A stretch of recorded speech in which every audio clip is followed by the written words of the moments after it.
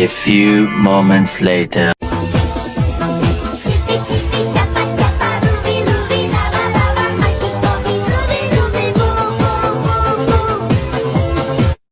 Assalamualaikum warahmatullahi wabarakatuh. Halo, perkenalkan nama saya Salaisa Manifatia dari kelas 12 IPA 1. Dalam video kali ini saya akan sedikit menjelaskan materi sejarah bahasa Indonesia tentang kolonialisme dan imperialisme. Dengan sikap bangsa Eropa yang awalnya hanya ingin berdagang, tetapi ternyata memiliki misi lain yang ingin menguasai Nusantara. Bagaimana proses penjajahan itu terjadi? Mari kita pelajari bersama dalam materi berikut ini. Kolonialisme dan imperialisme. Kembangan penjajahan Portugis di Indonesia. Pada bulan April 1511, Abu Quercus melakukan pelayaran dari Goa menuju Malaka dengan kekuatan kira-kira 1.200 orang dan 17 buah kapal. Peperangan pecah segera setelah kedatangannya dan berlangsung terus secara sporadis sepanjang bulan Juli hingga awal Agustus. Pihak Malaka terhambat oleh pertikaian antara Sultan Mahmud dan putranya, Sultan Ahmad, yang baru saja diserahi kekuasaan atas negara namun dibunuh atas perintah ayahnya. Malaka akhirnya berhasil ditaklukkan oleh Portugis. Albuquerque menetapkan di Malaka sampai bulan November 1511 dan selama itu dia mempersiapkan pertahanan Malaka untuk menahan setiap serangan balasan orang-orang Melayu. Dia juga memerintahkan kapal-kapal yang pertama untuk mencari kepulauan rempah. Sesudah itu dia berangkat ke India dengan kapal besar. Dia berhasil meloloskan diri ketika kapal itu keram lepas di pantai Sumatera, beserta sebuah barang rempasan yang dijarah di Malaka. Setelah satu kapal layar lagi tenggelam, sisa armada itu tiba di Ternate pada tahun itu juga. Dengan susah payah, ekspedisi pertama itu tiba di Ternate dan berhasil mengadakan hubungan dengan Sultan Abilais. Sultan Ternate itu berjanji menyediakan cengkeh bagi Portugis setiap tahun dengan syarat dibangunnya sebuah benteng di Pulau Ternate. Hubungan Ternate dan Portugis berubah menjadi tegang karena upaya Portugis melakukan kritenisasi dengan perilaku orang-orang Portugis yang tidak sopan. Pada tahun 1535, orang-orang Portugis di Ternate menurunkan Raja Tabarji 1523 sampai 1535 dari singgasannya dan mengirimnya ke Goa yang dikuasai Portugis. Di sana dia masuk Kristen dan memakai nama Dom Manuel. Dan setelah dinyatakan tidak terbukti melakukan hal-hal yang dituduhkan kepadanya, dia dikirim kembali ke Ternate untuk menduduki singgasannya lagi. Akan tetapi dalam perjalanannya dia wafat di Malaka pada tahun 1545. Namun sebelum wafat, dia menyerahkan Pulau Ambon kepada orang Portugis yang menjadi ayah baptisnya, Jordão de Freitas. Akhirnya orang-orang Portugis yang membunuh Sultan Ternate Hairun 1535 sampai 1570. Pada tahun 1570 diusir dari Ternate pada tahun 1575.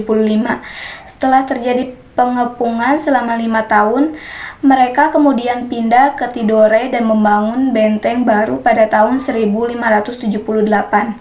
Akan tetapi, Ambonlah yang kemudian menjadi pusat utama kegiatan-kegiatan Portugis di Maluku sesudah itu.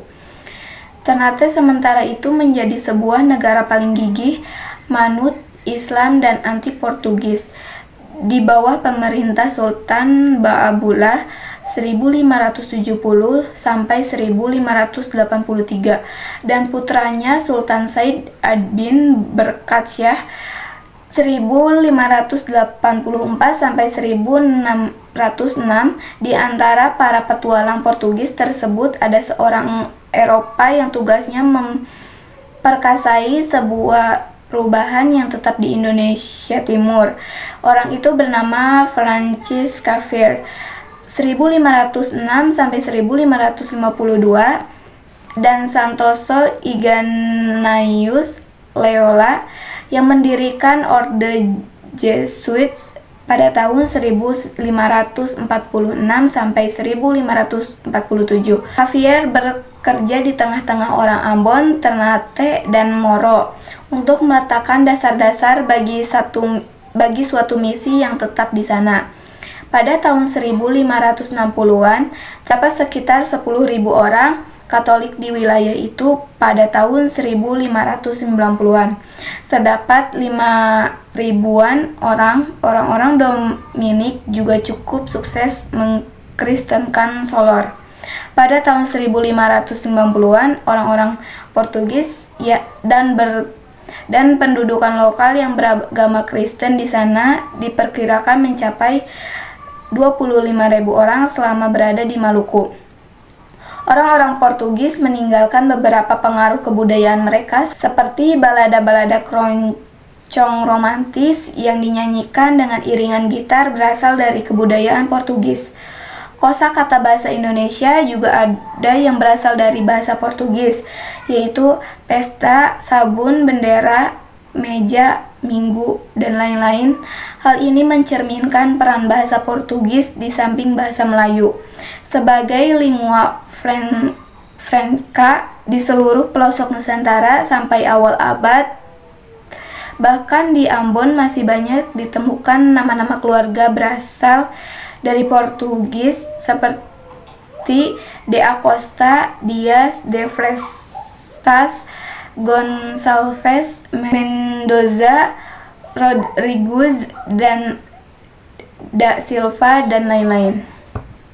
Pengaruh besar lain dari orang-orang Portugis di Indonesia yaitu penanaman agama Katolik di beberapa daerah timur di Indonesia.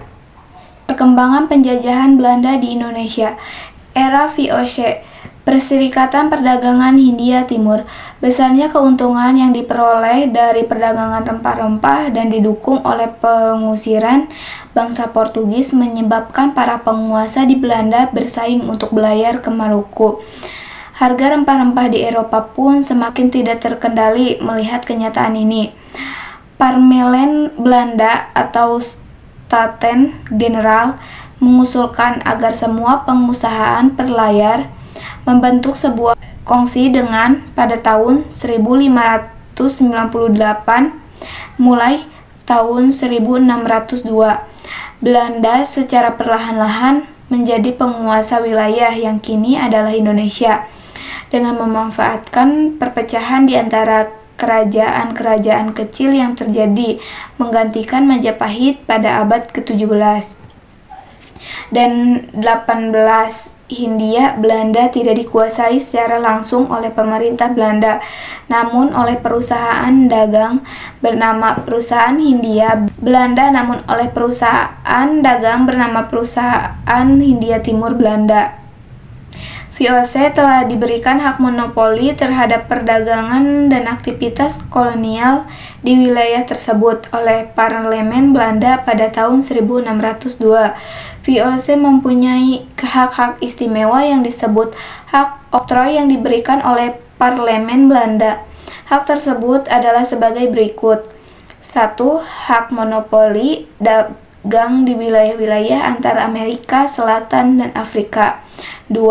Hak memiliki angkatan perang dan membangun benteng pertahanan. 3. Hak berperang dan menjajah. 4.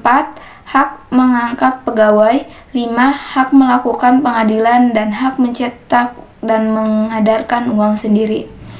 Di samping hak-hak istimewanya, VOC juga memiliki kewajiban khusus terhadap pemerintah Belanda. VOC wajib melaporkan hasil keuntungan dagangnya kepada Staten Generaal atau Parlemen Belanda.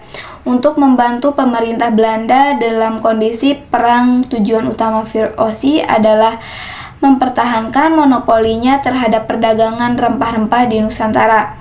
Hal ini dilakukan melalui penggunaan dan ancaman kekerasan terhadap penduduk di kepulauan-kepulauan penghasilan rempah-rempah, dan terhadap orang-orang non-Belanda yang mencoba berdagang dengan para penduduk tersebut.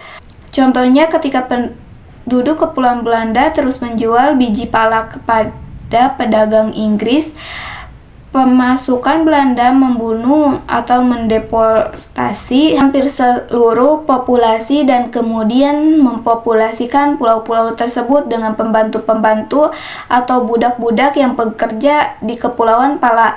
VOC menjadi terlibat dalam politik internal Jawa pada masa ini. Tahun 1618, Pangeran Jayakarta diserangi oleh Kerajaan Banten. Kerajaan Banten dibantu oleh Inggris. Mereka ini pun berbaur dan berasimilasi dengan penduduk setempat, sehingga di Kemat terbentuk masyarakat pluralistik dan memperkaya Minahasa dengan budaya majemuk dan hidup berdamai harmonis. Pada tanggal 30 Mei 1619, Gubernur Jenderal Jan Pieterszoon Koen mengirimkan 17 buah kapal untuk menyerang dan memukul mundur pasukan Banten. Pasukan kerajaan Banten berhasil dikalahkan. Jan Pieterszoon Koen kemudian membangun kembali di kota Yogyakarta dan memberinya nama Batavia. Batavia dijadikan pusat perdagangan dan kekuasaan Belanda, dan Batavia juga resmi dijadikan markas besar VOC di Indonesia dalam menghadapi kerajaan-kerajaan Indonesia.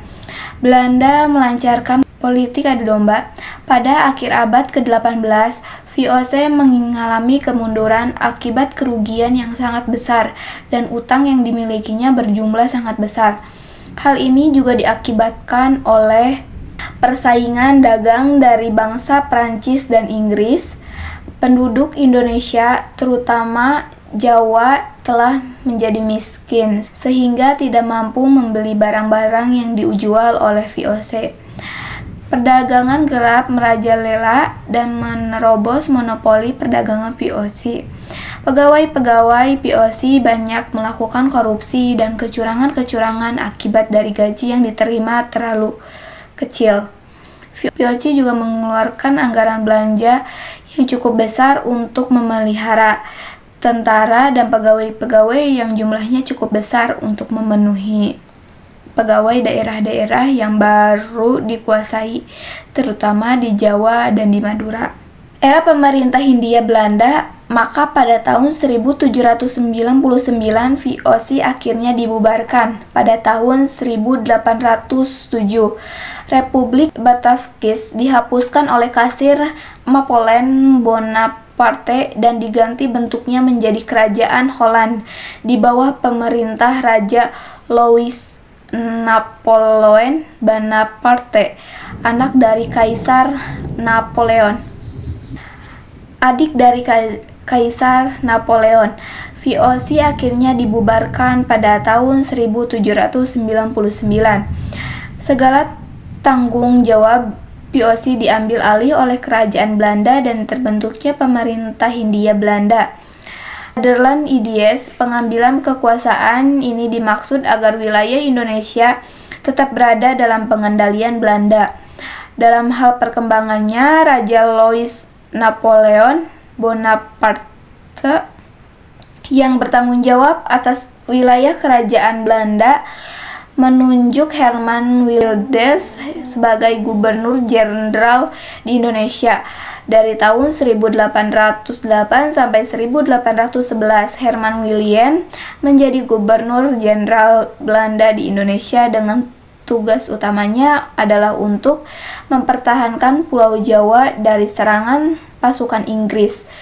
Dan dalam upaya tersebut, perhatian Daedalus hanyalah terhadap pertahanan dan ketentaraan untuk memperkuat angkatan peperangannya. Daedalus melatih orang-orang Indonesia karena tidak mungkin ia menambah tentaranya dari orang-orang Belanda yang didatangkan dari negeri Belanda. Pembangunan angkatan perangnya ini dilengkapi dengan pendirian tangsi-tangsi atau benteng-benteng, pabrik mesiu, dan juga rumah sakit tentara.